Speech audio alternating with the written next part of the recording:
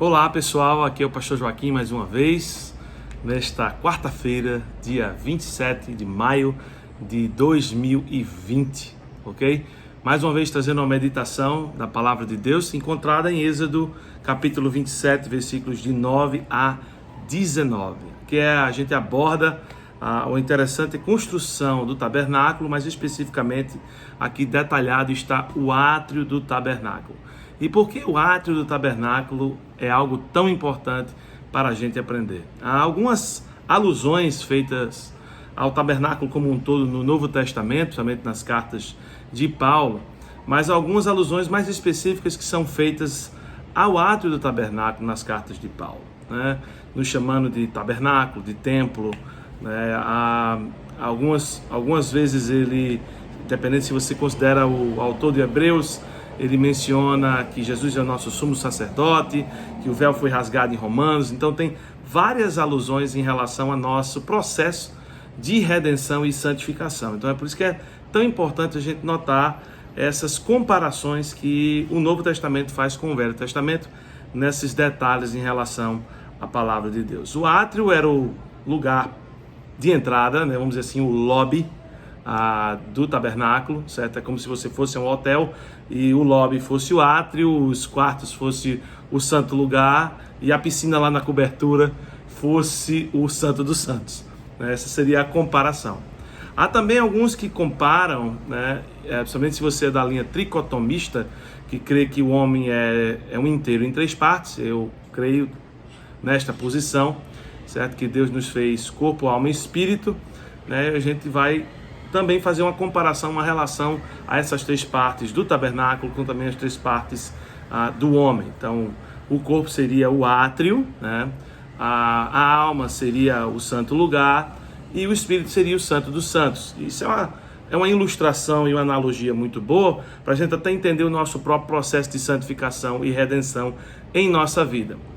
Enquanto a gente observa que no tabernáculo a redenção se iniciava no átrio, para que pudesse capacitar o homem a entrar para dentro do restante do tabernáculo, a gente nota que Cristo oferece o seu corpo, mas de princípio a salvação, a redenção em nós, em nossas partes, né, melhor dizendo, se inicia no espírito, ou seja, na mais profunda parte do nosso ser, e trabalha para fora, na alma gradualmente, e eventualmente nós seremos arrebatados e receberemos a glorificação de nossos corpos, que será o último estágio da nossa salvação.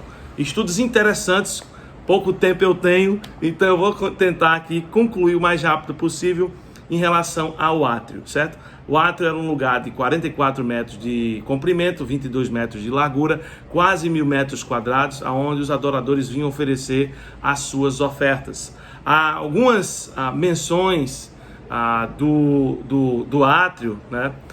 Por exemplo, como do salmista, né? Lá era o lugar principal que os adoradores poderiam vir, enquanto os outros lugares só quem entrava era o sumo sacerdote. Aqui todos poderiam entrar, né? Se você for no Salmo 84, versículo 10, nós lemos o seguinte lá: encontram-se a graça, desculpe aqui, estou lendo agora 84, 10, mais uma vez, pois um dia nos teus átrios vale mais que 1.000, prefiro estar à porta da casa do meu Deus, a permanecer nas tendas da perversidade. Desculpa o barulho aí, porque os estudos aqui é ao vivo, tá?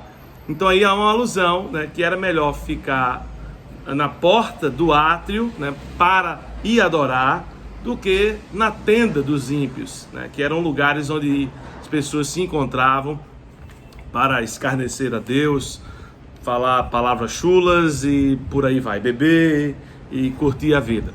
Uma outra questão interessante é quando você começa a comparar outras partes das cartas de Paulo com isso aqui. Uma das partes interessantes, se você vai para Efésios capítulo 2, versículo 17 a 20, nós lemos lá o seguinte: e vindo, evangelizou paz a vós outros que estáveis longe, e paz também aos que estavam perto. Aqui é uma alusão, aqui é uma referência, tanto a gentios, né, que só poderiam entrar no átrio depois que passassem por um processo de se tornarem judeus, né?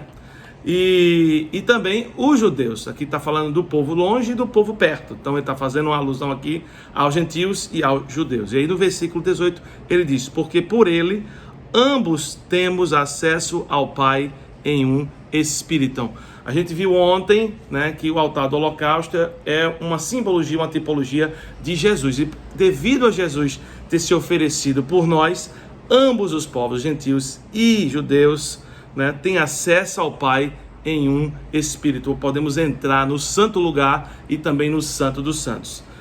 Vamos ver outras passagens no futuro, como em Hebreus, que fala que podemos ir com toda a convicção à presença de Deus, ao trono de graça. Ali é o Santo dos Santos. E temos esse acesso hoje devido à magnífica obra de Jesus no Calvário, no átrio. E aí ele diz, versículo 19, assim já não sois estrangeiros e peregrinos, mas co-cidadãos dos santos. Ou seja, co-cidadãos com os judeus que tinham essa promessa, e sois da família de Deus. Você é família de Deus, meu irmão.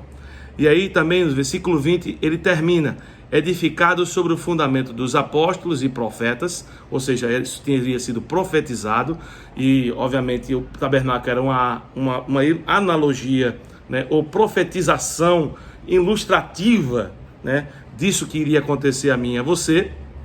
E aí diz aqui, sendo ele mesmo Cristo Jesus a pedra angular, no qual todo edifício bem ajustado cresce para santuário dedicado ao Senhor, no qual também vós juntamente estáis sendo edificados para a habitação de Deus no Espírito. Você é o tabernáculo perfeito de Deus. Então o próprio Paulo aqui está chamando você de templo. Então sai por aí hoje, levanta hoje de manhã e olha para você no espelho e diz: olha, eu sou templo do Espírito Santo, tá bom? Hoje foi meio longo, mas você tem que reconhecer, é muita coisa boa para a gente manter curtinho, tá bom? Um ótimo dia para você, Deus abençoe a você e a sua família, e nos encontramos amanhã mais uma vez.